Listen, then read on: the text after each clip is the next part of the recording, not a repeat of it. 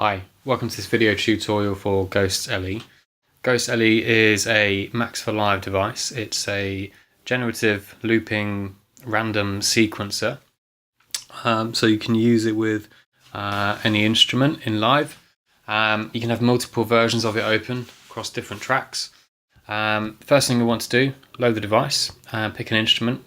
For this video I'm using an instrument from the new Colliders pack, which you can get from the Isotonik website, highly recommended. And pick a scale and a key, and then open up the floating window by pressing the arcade button. So what we have here is the classic maze from the PacMan game, and as with the previous Ghost device, which was designed to be used with 8x8 grid control surfaces like push and launch pads, for example. This one runs just in Ableton with no controller, but what it means is we can replicate the original maze. So what we have is a maze that represents step sequencer.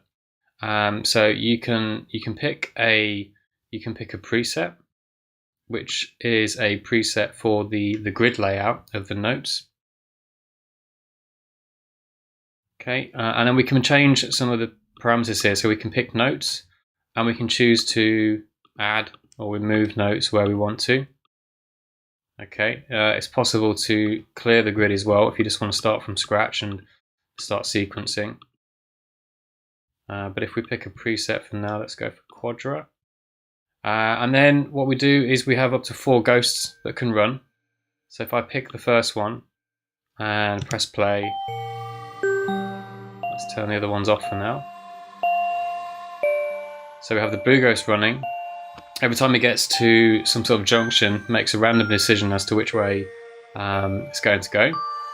Whenever it goes over one of the yellow power pills, it triggers a note. So the yellow ones represent note triggers. The pitch of the note is determined by the mode down here. So there's different modes you can choose from, and what the modes represent are the different layouts of pitches for each of the notes. So rather than selecting the pitch yourself, you simply pick a mode. The manual shows you what the modes do and how they lay the notes out.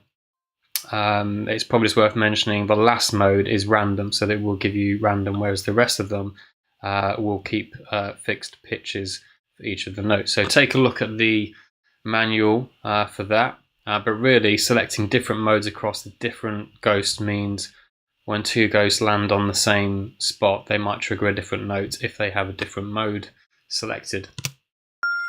We can choose accent notes, which are the oranges. These need to be placed on top of a note, and they will give a high velocity range. And then we can also choose speed pills, which are the cherries. These can be placed anywhere, and if a ghost goes over one of these, it will either speed the ghost up or slow the ghost down.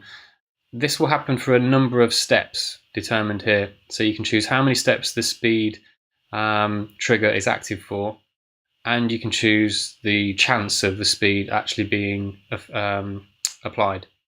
Same with accent, you can choose the amount of accent that is applied, so it allows you to scale it.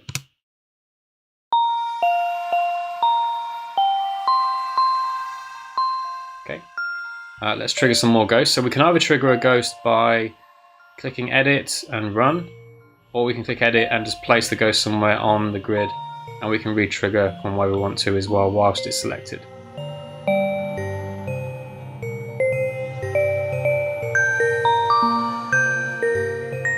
Okay, various settings for the ghost. We can mute them, we can solo a ghost,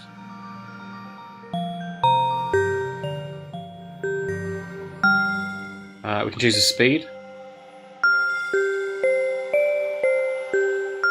Okay, we can do things like we can loop as well. I can set a number of steps, and then I can turn the loop on. I've got it set to 8, so the blue ghost is going to loop over 8 steps. This allows you to create some familiarity within the sequence. So you can, even though they're quite random, you could have two of the ghosts looping and then another two kind of running around randomly. Whilst the ghost is looping, you can still play with their settings, like velocity, randomized velocity, the note length, the range. This is the pitch range. So if you have a narrow pitch range, it's only covering a few notes within an octave. A high pitch range means it could potentially cover the whole range of notes available. You can do the octaves and the mode, which I've already mentioned.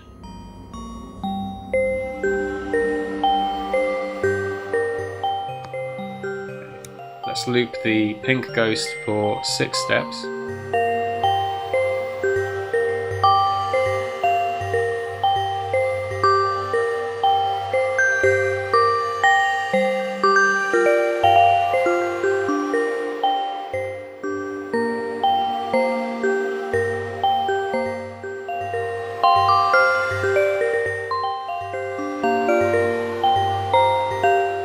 If you've got something running and you want to turn this into a clip, over here we have the looper function.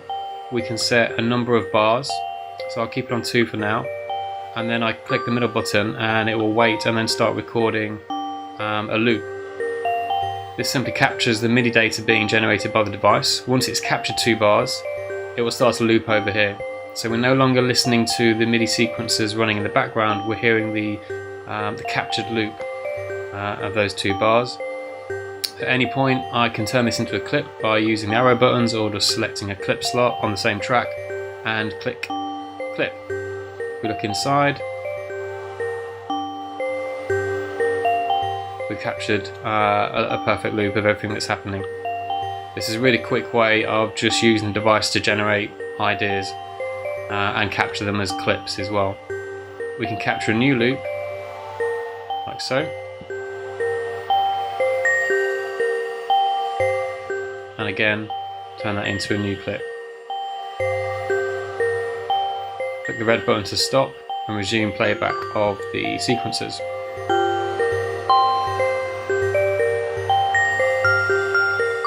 We can reset all the ghosts.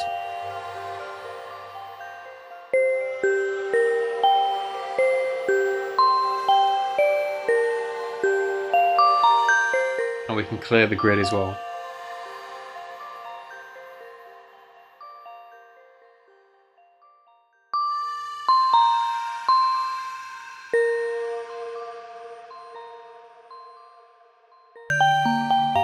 For the manual and more videos, be sure to check out the Isotonik website.